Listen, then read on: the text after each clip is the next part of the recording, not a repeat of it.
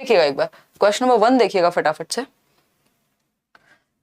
और पूरी लाइब्रेरी है वीडियोस की, अगर आप सच में थियरीज वगैरह भी पढ़ने में इंटरेस्टेड हैं तो लेट्स लर्न पे चलिए फटाफट से बताओ। फर्स्ट क्वेश्चन देखिएगा, how can a teacher create an inclusive classroom environment for learners from different caste groups in classroom. यानी एक टीचर, एक अध्यापिका भिन्न जातियों समूहों वाले अधिगमकर्ताओं के लिए समावेशी वातावरण की रचना कैसे कर सकती है। समावेशी वातावरण का मतलब क्या है? इंक्लूसिव एनवायरनमेंट मतलब जहां पर हर तरह के बच्चे, डिफरेंट कास्ट ग्रुप्स के बच्चे पढ़ सकें, है ना।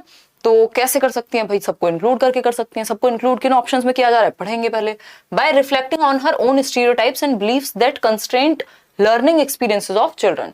यानी अपनी उन अवधारणाओं और पूर्वाग्रहों पर चिंतन करके जो बच्चों के शैक्षिक अनुभव को सीमित करते हैं। यानी टीचर के भी तो अपने कुछ स्टीरियोटाइप होंगे ना, हर इंसान की अपनी एक अपब्रिंगिंग है, एजुकेशन है, बट कई बार एजुकेशन भी ब्रेक नहीं कर पाती। तो पहले आप खुद रिफ्लेक्ट करें कि आपके क्या स्टीरियोटाइप हैं। ऐसा तो नहीं आप ये कह रहे हैं कि हम तो इक्वल मान रहे हैं दोनों जेंडर्स को, और आपके मन में वही है कि भाई नहीं, लड़के ऊपर हैं, लड़कियां नीचे हैं, या वॉट एवर इट इज, कि कोई कमजोर है, कोई बहुत ताकतवर है ना। तो इस तरह के जो आपके स्टीरियोटाइप्स हैं, पहले आपको उन पे ठीक से चिंतन करके उनको ठीक करने की जरूरत होती है। अदरवाइज आप बच्चों का भविष्य खराब कर सकते हैं। उस केस में वो स्टीरियोटाइप आप और प्रमोट कर देंगे बजाय कि उनको हटाने के। तो इस चीज में जरूरी है कि आप रिफ्लेक्ट करें, है ना। आप उन अवधारणाओं पर प्रकाश डालें, आप उन पर सोचें कि आप कहाँ गलत हैं। Include diversity of children's experiences in classroom. यानी आप बच्चों की जो विभिन्नता है, विविधता है, उनके अनुभवों को सम्मिलित करें, अलग अलग तरह के बच्चों को। बिल्कुल सही बात है भाई, बच्चों के जो एक्सपीरियंसेस हैं उनको आप इंक्लूड करेंगे, क्योंकि डिफरेंट डिफरेंट बच्चे हैं, डिफरेंट डिफरेंट एक्सपीरियंसेस होंगे, है ना। कोई कहीं गांव से आ रहा होगा, कोई शहर से आ रहा होगा, कोई किसी धर्म से आ रहा होगा, किसी संप्रदाय से आ रहा होगा, किसी की आर्थिक स्थिति कैसी होगी, किसी के यहाँ कोई और भाषा बोली जाती होगी, खाना डिफरेंट खाया जाता होगा, त्योहार डिफरेंट मनाए जाते होंगे। तो डिफरेंट डिफरेंट एक्सपीरियंसेस बच्चे क्लास में लेकर के आएंगे। फिर आता है third, create an institutional ethos that has a strong emphasis on equality. यानी संस्था में समानता की मूल संस्कृति पर बल देना। यानी कि एक इंस्टीट्यूशनल, जो जिस इंस्टीट्यूशन में वो है, तो वहां पे एक इक्वालिटी का को लेकर के एक इथॉस, एक एनर्जी क्रिएट होनी चाहिए कि सब इक्वल हैं। बिल्कुल सही बात है। Encourage children to adapt to existing standard curriculum. देखो, स्टैंडर्ड करिकुलम की जगह पे क्या होना चाहिए था? Flexible curriculum. फ्लेक्सिबल या डिफरेंशिएटेड करिकुलम, जहां पे मौका हो चेंज करने का। स्टैंडर्ड का मतलब हो गया जो चला आ रहा है बस उसी को मान लिया आपने। तो फर्स्ट, सेकंड, थर्ड तीनों सही हैं, जो कि 52% लोग सही उत्तर दे रहे हैं। फोर्थ सही नहीं है, क्योंकि जस्ट छात्रों को प्रोत्साहित करके कि वे स्वयं को मानकीय पाठ्यचर्या के अनुकूल बना लें। उस पाठ्यचर्या को बच्चे के अनुकूल बनना है, यानी वो रिजिड नहीं होनी चाहिए, वो ठोस नहीं होनी चाहिए, वो मानकीय नहीं होनी चाहिए, बल्कि वो लचीली होनी चाहिए, अगर आपको हर तरह के बच्चे को केटर करना है तो। समझ पा रहे हो ना? ये यूनिफॉर्म इंस्ट्रक्शन से नहीं चलेगा, डिफरेंशिएटेड से चलेगा, राइट। चलिए फिर आगे बढ़ते हैं। A option is the right answer. Question number 2 देखिएगा एक बार। रमनीक के बारे में एक बात है। रमनीक आई थिंक या तो टीचर है यहाँ पे। रमनीक हैज अ स्टूडेंट, हाँ रमनीक क्या है? एक शिक्षिका है। Has a student with visual impairment in her class. In this context, what instructional adaptations should she make in an inclusive classroom? यानी रमनीक की कक्षा में एक दृष्टिबाधित छात्र है। एक समावेशित कक्षा में इस संदर्भ में उसे क्या निर्देशात्मक समायोजन करने चाहिए? यानी दृष्टिबाधित मतलब एक बच्चा जिसको देखने में दिक्कत होती है, विजुअली चैलेंज्ड बच्चा है। तो अगर टीचर को डील करना है तो क्या करना चाहिए? बताएंगे यूपीटेट के बैच के बारे में, डोंट वरी, अभी कोई प्लान नहीं है, इधर आ जाइए। अभी सिर्फ सीटेट में और D+B में एडमिशन ओपन है। फटाफट से बताइए। और जून आते आते पेडागोजी स्पेशल में भी होंगे। फटाफट से बताइए, आंसर कीजिएगा। सी ऑप्शन, यानी making use of tactile material. बिल्कुल, जब भी विजुअली चैलेंज बच्चे की बात आती है, यानी उसको देखने में समस्या है, देखने में समस्या है लेकिन टच और फील तो कर सकता है। तो टेक्टाइल मटेरियल क्या होता है? जिसको टच और फील करके देखा जा सके। ठीक है, कुछ ऐसी चीजें हो सकती हैं, शार्प चीजें हो सकती हैं जिनको वो टच कर सके। ये पेन है, अगर आप उसको टच कराएंगे तो टच करके तो फील करके तो समझ पाएगा ना, देखने में ही तो दिक्कत है ना। तो वेराइटी ऑफ विजुअल प्रेजेंटेशन, ये तो उल्टी बात हो गई। जिसको देखने में दिक्कत है उसको चार्ट ही दिखाओगे, उसको सारी देखने वाली चीजें दिखाओगे। जब देखने में दिक्कत है तो बाकी के 4 सेंसेस यूज करोगे ना, ठीक। तो ये तो गलत हो गया। Providing lot of print books, again जिसको देखने में दिक्कत है उसको प्रिंट बुक्स, कोई सेंस नहीं है इस बात का, है ना। बाकी के 4 सेंसेस पे फोकस करेंगे, ना कि आंखों पे या विजुअल सेंसेस पे, क्योंकि विजुअल तो पहले ही वीक है या फिर बहुत हद तक काम में नहीं है। फिर है C option, making use of tactile materials such as 3 dimensional maps and charts. यानी त्रिविमीय नक्शे और चार्ट जैसे स्पार्शिक संसाधनों का प्रावधान रखना चाहिए। यानी टेक्टाइल मटेरियल जिनको टच और फील किया जा सके, चाहे वो ब्रेल लिपि हो, और 3 डायमेंशनल मैप्स एंड चार्ट्स को जिनको टच करके पूरा 3 डायमेंशंस तो आप फील कर सकते हैं ना। तो ये बात बिल्कुल सही लग रही है हमें। Giving lot of small print worksheets, मतलब जिसको दिख नहीं रहा उसको, और जबकि जिसको देखने में समस्या होती है उसके सामने हम बड़े बड़े लेटर्स बनाते हैं, ये कह रहे हैं स्मॉल प्रिंट, बिल्कुल इतना सा बनाए, तो ये तो उल्टी बात हो गई है ना, तो ये तो खराब बात हो गई। तो सिर्फ सी ऑप्शन ही सही है कि आप टेक्टाइल मटेरियल जिसको छू के टच करके बच्चा सीख पाए, और 3D मॉडल्स जिनको वो एक तरह से विजुअलाइज कर पाए टच करके। ठीक है, सीटेट ऑफलाइन नहीं हो रहा, कोई मतलब नहीं, एक बार जो चीज ऑनलाइन हो जाती है वो हो जाती है। सी ऑप्शन राइट है। क्वेश्चन नंबर 3 देखिए, सीटेट पर अलग से वीडियो बनाएंगे। Reena always thinks of varied solutions for any problem given in the class, this is a characteristic of, यानी रीना कक्षा में दी गई किसी भी समस्या को सुलझाने के लिए अलग अलग तरकीबों के बारे में सोचती है, यह निम्न में से किसका प्रतीक है। मतलब varied solutions for any problem, अगर आप एक समस्या देंगे तो वो 6 सॉल्यूशन आपको दे देगी। कौन? रीना, है ना, ये आप भी हो सकते हैं, नेचर हो सकता है सबका। अब इसका मतलब क्या हुआ, ये किस तरह की विशेषता है, रीना की जो ये विशेषता है इसको किस कैटेगरी में पुट करेंगे। पहला ऑप्शन है मेंटल इंपेयरमेंट, यानी मानसिक क्षति है, कुछ मेंटली कुछ दिक्कत है, ये तो पॉजिटिव बात है, इसमें दिक्कत कहाँ है कि मल्टीपल सॉल्यूशंस अगर बच्चा दे पा रहा है दैट मींस उसका दिमाग तो बहुत अच्छे से काम कर रहा है। लो कॉम्प्रिहेंशन, अगर कम समझेगी, कम बोधगम्यता होगी तो फिर तो दे ही नहीं पाएगी जवाब, जब उसको प्रॉब्लम ही समझ नहीं आएगी कहां से। ठीक है, फिर आता है कन्वर्जेंट थिंकिंग, यानी अभिसारी चिंतन। अभिसारी में मल्टीपल सॉल्यूशंस नहीं, मल्टीपल एस्पेक्ट से एक सॉल्यूशन पे आना होता है, वन पॉइंटेड पे। तो आंसर क्या हुआ? डाइवर्जेंट। डाइवर्ज मतलब डिफरेंट डिफरेंट दिशाओं में अपसारी सोच, यानी different different solutions, multiple solutions, यानी क्रिएटिव है बच्ची।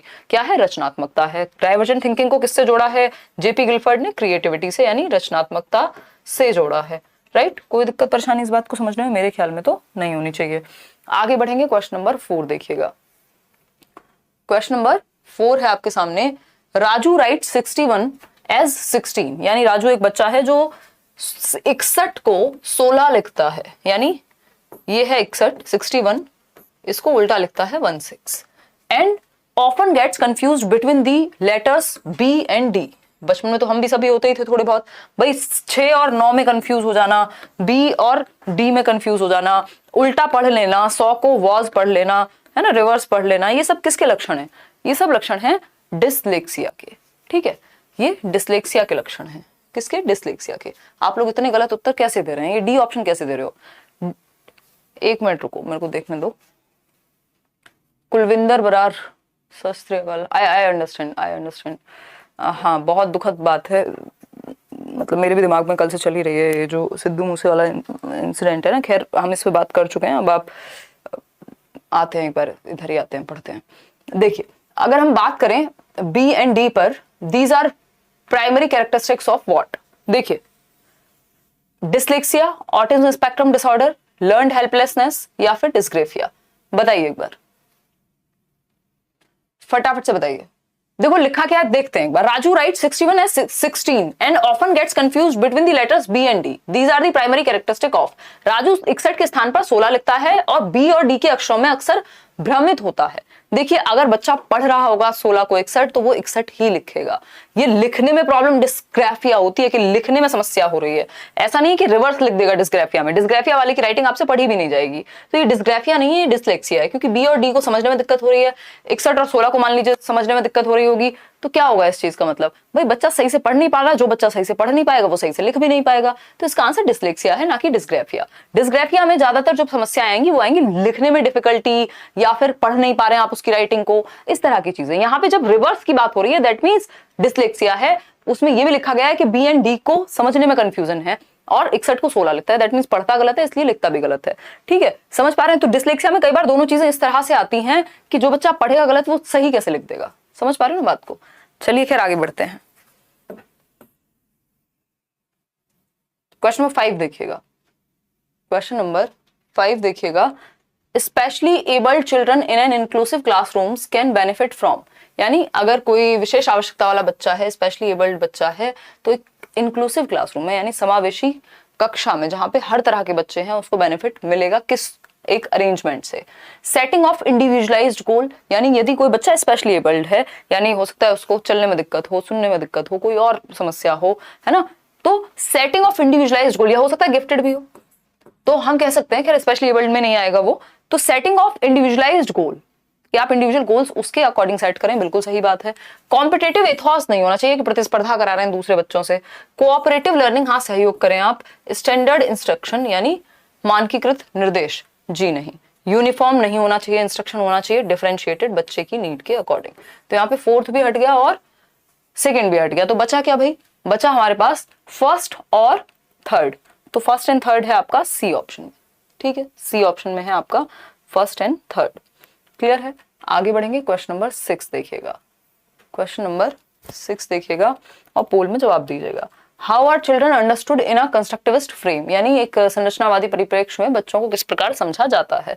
कंस्ट्रक्टिविस्ट यानी बच्चा एक्टिव होगा, कंस्ट्रक्शन में होगा, एक्टिविटी करके सीखेगा, नॉलेज को क्या करेगा, कंस्ट्रक्ट करेगा सक्रिय रूप से। Passive beings, miniature adults, as being born evil who have to be civilized, या फिर as being born with a curiosity to explore the world। Constructivist का मतलब क्या है, बच्चा कंस्ट्रक्शन कर सकता है, बच्चा सीख सकता है, ठीक है, ये बात क्लियर है, कोई दिक्कत परेशानी नहीं है इस बात को समझने में, है ना, ठीक है, बहुत ही बढ़िया।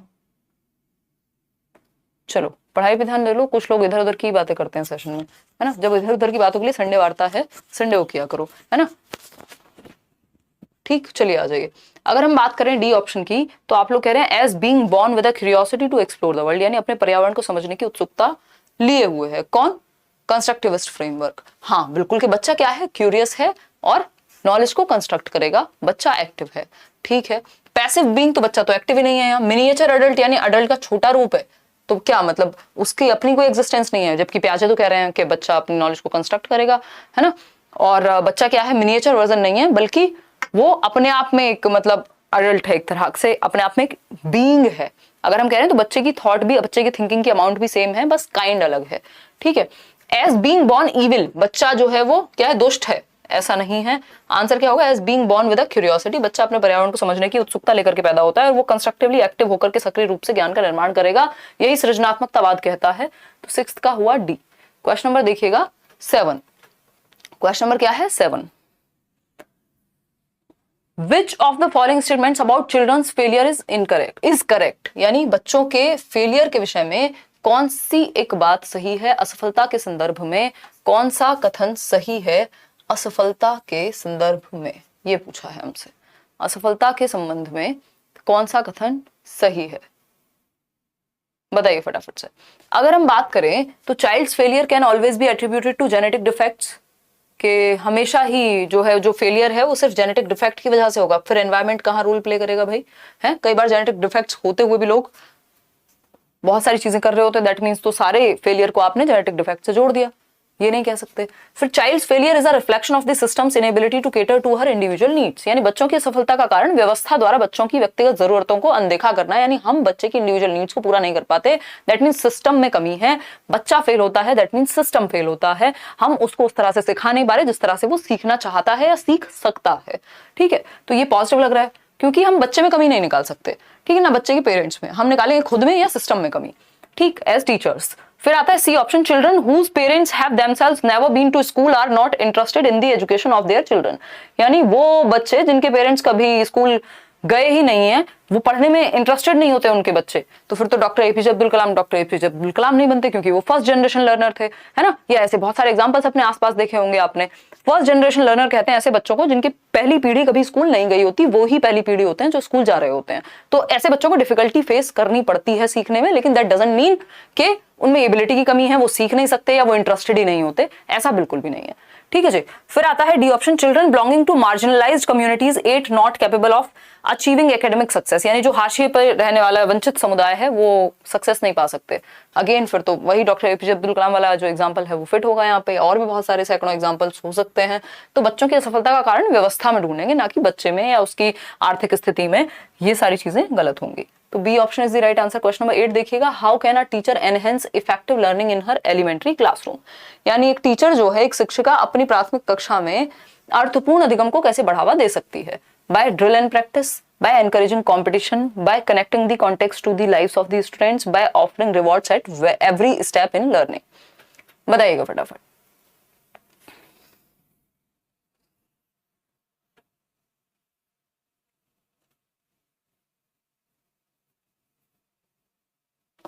आंसर कीजिएगा और लाइक शेयर करना आप भूल गए हैं। 41 लोग हम लोग जुड़ चुके हैं, 3 दिन के बाद आज सेशन हो रहा है पढ़ाई वाला, है ना, और सिर्फ 1500 लोगों ने लाइक किया, कहाँ है बाकी के लोग। देखिए अगर हम बात करें, आप लोग आंसर दे रहे हैं सी ऑप्शन 94%। चलिए देखते हैं, how can a teacher enhance effective learning in her elementary classroom, यानी प्रभावशाली अधिगम को कैसे बढ़ावा दिया जा सकता है, यानी बेहतर लर्निंग को, अर्थपूर्ण अधिगम को जो जीवन से जुड़ सके बच्चे के, उसको कैसे बढ़ावा दें बच्चों को एक्टिव रख के। देखते हैं, बाय ड्रिल एंड प्रैक्टिस, इसमें तो फिर बार बार रेपिटेशन होगा, रेपिटेशन से मीनिंगफुल लर्निंग नहीं होती, मीनिंगफुल लर्निंग होगी बच्चे की जिंदगी से जोड़ने में, उसको एक्टिव रखने में।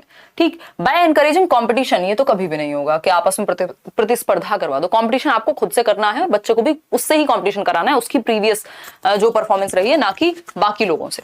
ठीक है, by connecting the context to the lives of the students, यानी बच्चों के जीवन से जोड़ दीजिए, बिल्कुल सही बात है। इफेक्टिव लर्निंग प्रभावी कब बन जाएगी, कब अर्थपूर्ण बन जाएगी, जब आप जीवन से जोड़ देंगे, जब वो मीनिंगफुल होगी। ठीक है जी बात। फिर आता है D option, by offering rewards at every step, तो एक टाइम पे क्या होगा, रिवॉर्ड से फर्क नहीं पड़ेगा, क्योंकि वो बच्चा सिर्फ या तो रिवॉर्ड के लिए काम करेगा और एक टाइम के बाद रिवॉर्ड भी उसको मैटर नहीं करेगा। तो सी ऑप्शन है यहाँ पे, अगर आपने बच्चे की जिंदगी से जोड़ दिया तो वो मीनिंगफुल हो गया बच्चे के लिए। क्वेश्चन नंबर 9 देखिएगा एक बार, अनुपमा की बात हो रही है, नॉट सीरियल। अनुपमा है आ साइंस टीचर, अनुपमा क्या है, एक साइंस टीचर है। Often makes linkages in her classroom with the concepts students are studying in mathematics, this kind of pedagogy, यानी अनुपमा अपनी कक्षा में विज्ञान पढ़ाते समय, यानी अनुपमा किस चीज की शिक्षिका हैं, विज्ञान की शिक्षिका हैं। ठीक है, लेकिन वो मैथ्स से जोड़ देती हैं विज्ञान पढ़ाते हुए अक्सर कॉन्सेप्ट्स को, दैट मीन्स वो एक सब्जेक्ट से जोड़ देती हैं दूसरे सब्जेक्ट को, यानी कि वो एक सब्जेक्ट से दूसरे सब्जेक्ट को कनेक्ट करके सिखा रही हैं। ठीक, तो इसमें क्या होगा, इसको कैसे समझेंगे हम, would help in transfer of learning, यानी जो चीजें कॉमन है एक सब्जेक्ट से दूसरे सब्जेक्ट में ट्रांसफर हो जाएगा, बिल्कुल सही बात है, कोई दिक्कत नहीं है। क्या होगा, ट्रांसफर ऑफ लर्निंग हो जाएगा। एंड प्रमोट इंटरडिसिप्लिनरिटी, यानी इंटरडिसिप्लिनरिटी को प्रमोट किया जाएगा, दैट मीन्स अंतः विषयात्मक अधिगम। ये क्या होता है, एक सब्जेक्ट से दूसरे सब्जेक्ट को कनेक्ट कर दो, जैसे हिस्ट्री पढ़ा रहे हो तो हिस्ट्री में कोई स्टोरी होगी, अब वो स्टोरी हिस्ट्री भी पढ़ रहा है बच्चा, या इंग्लिश भी, हिस्ट्री भी पढ़ रहा है और लैंग्वेज भी पढ़ रहा है, या तो वो हिंदी में होगी या इंग्लिश में होगी, दैट मींस उसकी लैंग्वेज भी बेहतर हो रही है और वो हिस्ट्री भी सीख रहा है। या लैंग्वेज के किसी चैप्टर में मान लीजिए हिस्ट्री की कोई स्टोरी है, दैट मींस लैंग्वेज भी सीख गया और हिस्ट्री भी, तो दो सब्जेक्ट जुड़ गए एक साथ। मैथ्स और फिजिक्स में कुछ चीजें कॉमन हो सकती हैं, तो दो सब्जेक्ट जुड़ गए, यानी interdisciplinary, multi disciplinary, multiple discipline को, मल्टीपल सब्जेक्ट्स को एक साथ जोड़ के पढ़ाना। इससे क्या होगा, ट्रांसफर ऑफ लर्निंग होगा, जो चीजें कॉमन है वो ट्रांसफर कर पाएगा बच्चा। ठीक, वुड हिंडर नहीं करेगा, ये प्रॉब्लम थोड़ा ना बनेगा, ऐसे कनेक्ट करके पढ़ाना तो हमेशा अच्छा होता है, हिंडर तो नहीं कर सकता, तो ये तो बात ही गलत हो गई। ठीक है, वुड प्रमोट मिसकॉन्सेप्शन, क्यों प्रमोट होंगे भाई, है? अगर आप ठीक से कॉन्सेप्ट कर रहे हैं, तो कॉन्सेप्ट को समझा रहे हैं, तो मिसकॉन्सेप्शन क्यों होगा। तो अधिगम के स्थानांतरण और अंतः विषयात्मक अधिगम को बढ़ावा मिलेगा, एक सब्जेक्ट से दूसरे सब्जेक्ट को कनेक्ट करके सिखाने में मदद मिलेगी, और अधिगम का स्थानांतरण होगा, यानी बच्चा जो एक जगह पे सीखा हुआ ज्ञान है वो दूसरी जगह पे अप्लाई कर पाएगा। क्वेश्चन नंबर 10 देखिएगा एक बार, इंटरेस्टिंग क्वेश्चन है, the information related to the procedure of riding a bike, यानी प्रोसीजर किस चीज का, कि कैसे एक बाइक चलाते हैं, कैसे एक मोटरसाइकिल चलाते हैं, इस चीज का प्रोसीजर बच्चे के पास इंफॉर्मेशन है इस चीज की। फोल्डिंग लॉन्ड्री, जो आप कपड़े फोल्ड कर रहे हैं वो। An experience of climbing a tree, एक पेड़ पे चढ़ने का जो एक्सपीरियंस है एक 7 साल के बच्चे की मेमोरी में किस तरह से स्टोर होगा, या किस मेमोरी में स्टोर होगा, किस प्रकार की स्मृति में स्टोर होगा, संगठित होगा। देखो दो चीजें हैं यहाँ पे, एक है बाइक की सवारी करने की प्रक्रिया, उसने कभी बाइक की सवारी की, या बेसिकली इन्होंने ये ट्रांसलेटर मार दिया पेपर में आपके, अदरवाइज इसका मतलब ये होगा कि आपने एक बाइक चलाना सीखा या साइकिल चलाना सीखा। धुले कपड़ों को तय करने की प्रक्रिया, और तीसरी बात है 7 वर्ष की उम्र में एक पेड़ पर चढ़ने का अनुभव, ये आपकी किस मेमोरी में स्टोर्ड है। आप खुद से जोड़ लीजिए कि आप 7 साल के थे तो कोई एक अनुभव था जो आपको हुआ था, आज तक याद है, वो कहाँ स्टोर्ड है। ठीक है, तो ये कहाँ स्टोर होगा, लॉन्ग टर्म मेमोरी में फॉर श्योर, है ना। लॉन्ग टर्म मेमोरी यानी दीर्घ, हमेशा के लिए, लॉन्ग टर्म में, भूल तो नहीं सकते। ये इसको आप एपिसोडिक भी कह सकते हो कि एपिसोड्स आपके साथ ये घटनाएं घटी हैं, ये हुआ। अगर इसमें लॉन्ग टर्म में भी अगर हमें जाना हो तो ये एपिसोडिक मेमोरी होगी। सेंसरी मेमोरी की अपनी कोई मेमोरी नहीं होती, तो बस आपने सेंस किया, खत्म हो जाएगी, ये रुकेगी नहीं sensory memory. Working memory again ये तो यूज होती रहेगी। शॉर्ट टर्म तो 20 सेकंड, हाँ 20 से 30 सेकंड के बीच में रहती है आपकी, फिर वो लॉन्ग टर्म में ट्रांसफर होगी, नहीं तो खत्म हो जाएगी। तो लॉन्ग टर्म मेमोरी है दीर्घकालिक, जो हमेशा रहेगी। जैसे आपका नाम तो एटलीस्ट आपके लॉन्ग टर्म मेमोरी में ही स्टोर्ड होगा। ठीक है, अब देखिएगा question number 11, which of the following statements about understanding of children's error is not correct, यानी बच्चों की गलतियों को समझने के विषय में कौन सी एक बात सही नहीं है, यानी बच्चों की गलतियों को लेकर के सही दृष्टि या सही पॉइंट ऑफ व्यू कौन सा नहीं है। तो पहला ऑप्शन है, it helps in assigning grades and positions to the students in class, यानी यह कक्षा में छात्रों के ग्रेड और पदों को निर्धारित करने में मदद करता है। भाई हमें तो यही सही नहीं लग रहा कि बच्चे को जस्ट ग्रेड करना, लेबल करना कि फर्स्ट सेकंड थर्ड में बांट देना, इसलिए आप बच्चे की गलतियां समझें, तो ये तो गलत तरीका है। आप तो फीडबैक के लिए समझते हैं, तो बात तो यही सही लग रही है। फिर भी बाकी के ऑप्शंस भी देखेंगे। It makes the teacher aware of conceptual understanding of children, यानी यह शिक्षक की अवधारणात्मक समझ को बेहतर करता है। हाँ, टीचर को हेल्प मिलेगी कॉन्सेप्ट को और कैसे बेहतर तरीके से कराना है ताकि गलतियां कम से कम हो। फिर है understanding of errors in meaningful and teaching learning process as natural part. हाँ, लर्निंग का हिस्सा है, नेचुरल पार्ट है, प्राकृतिक है, गलतियां होना स्वाभाविक है। फिर है D option, it gives insight into children's thinking. बच्चे सोचते कैसे हैं, इसमें आपको अंतर्दृष्टि मिलेगी। जब आप उनकी गलती देखेंगे तो आपको समझ में आएगा इसने इस चीज को कैसे गलत समझा है। ठीक है, तो A option is the right answer कि यह छात्रों को ग्रेड करने और उनको आगे पीछे पदों में निर्धारित करने के लिए होता है। ये बात बिल्कुल गलत है। जो गलतियां हैं, बच्चों की गलतियों को समझने का रीजन ये नहीं है कि उनको हम लेबल कर पाएंगे ये फर्स्ट है, ये सेकंड है, ये पास है, ये फेल है। फिर आता है question number 12, which type of motivation is associated with activities that are enjoyable और सेटिस्फाइंग इन देमसेल्व्स, यानी किस प्रकार की प्रेरणा उन गतिविधियों से जुड़ी होती है जो अपने आप में आनंददायक और संतोषजनक है। यानी मान लीजिए आपको एक क्लास लेने में मजा आ रहा है, आपको समझने में अच्छा लग रहा है, तो ये क्या हुआ, एंजॉयबल है आपके लिए, सेटिस्फाइंग है, आप वेट कर रहे हैं अरे क्लास कब होगी, मजा आएगा, डिस्कस करेंगे, बातें करेंगे दो चार और सीखते रहेंगे। ये क्या हुआ, सेटिस्फाइंग एक्सपीरियंस हो गया। ठीक है, संतोषजनक हो गया, अपने आप में ही आनंददायक है। तो ये आंतरिक अभिप्रेरणा हुई या बाह्य हुई। ठीक है, अगर जो लोग सिर्फ इसलिए आए कि एग्जाम आ रहा है और पढ़ लेते हैं, बाकी कोई मतलब नहीं किसी चीज से, तो क्या होगा, एक्सटर्नल हो जाएगा रीजन। भाई अगर रीजन अंदर है, सेटिस्फेक्शन तो अंदर है ना, बाहर तो नहीं हो सकता ना। समझ पा रहे हो ना, क्या कह रहे हो आसिफ भाई, ठीक है ना, इतनी बात बिल्कुल अच्छा समझ आ रहा है। ठीक है जी राहुल, आ जाइए। तो ये इंट्रिंसिक मोटिवेशन है, क्योंकि आप सेटिस्फेक्शन के लिए या एंजॉय करने के लिए, दैट मींस जो रीजन है सीखने का वो इंटरनल है, आंतरिक है, आपके अंदर है, ना कि बाहर है। ठीक है, learning for the sake of learning. Trait motivation जैसा हम कुछ पढ़ते नहीं है, स्टेट मोटिवेशन नहीं पढ़ते, एक्सट्रिंसिक जब होता है जब हम मार्क्स के लिए पढ़ रहे होते हैं या फिर किसी रिवॉर्ड के लिए। तो इंटरनल यानी आंतरिक अभिप्रेरणा है ये। क्वेश्चन नंबर 13 देखिएगा एक बार, 2 क्वेश्चन और हैं, जस्ट 15 क्वेश्चन आज हम करने वाले हैं। Teachers expectations from her student, शिक्षिका की अपने विद्यार्थियों से अपेक्षाएं कैसी होती है। यानी अगर आप एक्सपेक्ट करें कि आप बहुत अच्छा करेंगे तो बच्चा मेहनत करेगा या नहीं करेगा, दैट मीन्स एक्सपेक्टेशन टीचर की मैटर करती हैं, बच्चों की नजर में सिग्निफिकेंट होती है। तो पहला ऑप्शन है have a significant impact on their learning, यानी बच्चों पे महत्वपूर्ण प्रभाव छोड़ेंगी। Should not be correlated with the students learning, बच्चों के अधिगम से उनको जोड़ा ही नहीं जाना चाहिए। Do not have any effect on students learning and self efficacy, अच्छा ठीक है कि विद्यार्थियों के अधिगम और उनकी स्वयं की क्षमता पर किसी प्रकार का प्रभाव नहीं डालती। सोल डिटर्मिनेंट है, देखो सिर्फ टीचर की एक्सपेक्टेशन सोल डिटर्मिनेंट है, कई बार टीचर एक्सपेक्ट नहीं करता, बच्चा अच्छा कर जाता है, तो ऐसा भी नहीं है। या फिर हम कहें कि लर्निंग और सेल्फ कोई प्रभाव ही नहीं पड़ता, तो ये भी गलत है, प्रभाव पड़ता है। कई बार किसी ने आपको कह दिया, टीचर ने कह दिया तुमसे नहीं हो पाएगा, हो सकता है कोई बच्चा मन में बिठा ले और उस चीज को ना कर पाए, कोई बच्चा हो सकता है उसको चैलेंज की तरह ले ले, तो दोनों ही बातें हो सकती हैं। ठीक है, तो should not be correlated with the students learning, ऐसा नहीं है कि हम नहीं कर सकते, कोरिलेट या रिलेट नहीं करना चाहिए। जो टीचर की एक्सपेक्टेशन है आपसे वो सिग्निफिकेंट इंपैक्ट डालती है आपकी लर्निंग पे। अगर टीचर पॉजिटिव है या कहीं एक तरह से कि होपफुल है कि आप सीखेंगे, कोशिश करिए सीख जाएंगे, तो आपका भी विश्वास खुद पे आएगा और आप चीजों को ट्राई करेंगे बार बार। दैट मींस टीचर की एक्सपेक्टेशन का प्रभाव आप पर पड़ता है एज अ लर्नर। ठीक है, तो A option is the right answer. Clear है बात, आगे बढ़ेंगे क्वेश्चन नंबर। अब टीचर ये कहे कि आपसे कुछ होगा ही नहीं, तो हो सकता है कुछ बच्चे एफर्ट करना ही छोड़ दें, जितना वो कर सकते थे वो भी ना करें। क्वेश्चन नंबर 14 देखिएगा, a child centred classroom can be created, यानी एक बाल केंद्रित कक्ष कैसे क्रिएट होगा, कैसे सृजन होगा उसका।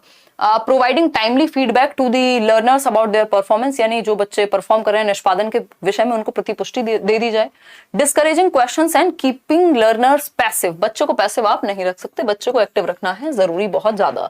Providing frequent tests and keeping learners in an intermittent state of fear, यानी बच्चों को भय के माहौल में रखना, तो अगेन भय में कैसे सीखोगे आप, है ना, लर्निंग तो फ्रीडम के साथ होगी। प्रमोटिंग कॉम्पिटिशन बिटवीन लर्नर्स, इससे घटिया चीज और कोई है नहीं, और कई बार तो टीचर्स ही प्रमोट करते हैं इस चीज को, टीचर्स में आपस में कंपटीशन खत्म नहीं होता, वो कहेंगे मैं बेस्ट हूं सब खराब है ना, आपस में ही सर फोड़ लेंगे, तो वो भी बड़ी खराब चीज है ना। तो कंपटीशन ना तो आपको दर्शाना है ना बच्चों में कराना है, कंपटीशन आपको करना है तो आप खुद से कीजिए। ठीक, तो डी ऑप्शन भी हो गया गड़बड़। तो ए ऑप्शन यहाँ पर एकमात्र सही उत्तर बचता है कि चाइल्ड सेंटर का मतलब है जहां बच्चा सेंटर में है, आप बच्चे को फीडबैक दे रहे हैं कि वो उनकी परफॉर्मेंस कैसी है, टाइमली फीडबैक मिल रहा है ताकि वो उस पर काम कर सकें, आप एज अ टीचर भी उसके साथ काम कर सकें बच्चे के साथ उस फीडबैक पे कैसे वो सीख रहे हैं और कैसे आगे उसको ठीक कराया जा सकता है। अब आता है आज का आखिरी सवाल नेशनल एजुकेशन पॉलिसी पर, एनईपी। एनईपी क्या कहती है भाई? नेशनल एजुकेशन पॉलिसी 2020 राष्ट्रीय शिक्षा नीति 2020 क्या प्रस्तावित करती है? तो कुछ भी हो बच्चे के हित में ही प्रस्तावित करेगी। तो आपको चारों ऑप्शंस में से वो ऑप्शंस उठा लेने हैं जो बच्चे के हित में हो, है ना। अगर आपने नहीं भी पढ़ी तो कोई दिक्कत नहीं, आपको ये पता होना चाहिए कि बच्चे के हित वाले ऑप्शंस कोई भी बोर्ड कंसिडर करेगा या कोई भी पॉलिसी बनती है तो बच्चे के फेवर में बनेगी, राइट। तो देखते हैं, reduction in content of school curriculum, यानी स्कूल करिकुलम के बोझ को कम कर दिया जाए, बिल्कुल सही बात है। Increase flexibility of school curriculum, हाँ फ्लेक्सिबिलिटी तो होनी चाहिए, रिजिडिटी नहीं होनी चाहिए, बात तो सही है। एम्फेसिस ऑन रोट लर्निंग, यानी रट्टाफिकेशन पे जोर ना दिया जाए, दिया जाए तो ये तो नहीं हो सकता कि दिया जाए, एम्फेसाइज कैसे कर सकते हो आप रटने को, रटंत विद्या तो चलंत नहीं, तो इसको तो हम नहीं चलाएंगे। एम्फेसिस ऑन क्रिटिकल थिंकिंग, यानी बच्चा हर एक पर्सपेक्टिव से सोच पाए, सही गलत क्या है क्या नहीं है इस चीज पे सोच पाए, ठीक है। तो आंसर क्या होगा? फर्स्ट भी सही है, सेकंड भी सही है और डी भी सही है, ठीक है। थर्ड सही नहीं है बस, दैट मीन्स फर्स्ट सेकंड और फोर्थ कहीं दिख रहा है आपको? हाँ, सी ऑप्शन में आप लोग दे भी रहे हैं 49% लोग।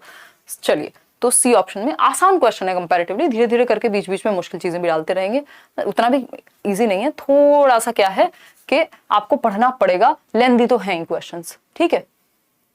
आपसे ही पढ़ना सीखा, अच्छा चलिए बहुत बढ़िया। लाइक शेयर सब्सक्राइब कर दीजिएगा अगर आप भूल गए हो, आपको सेशन पसंद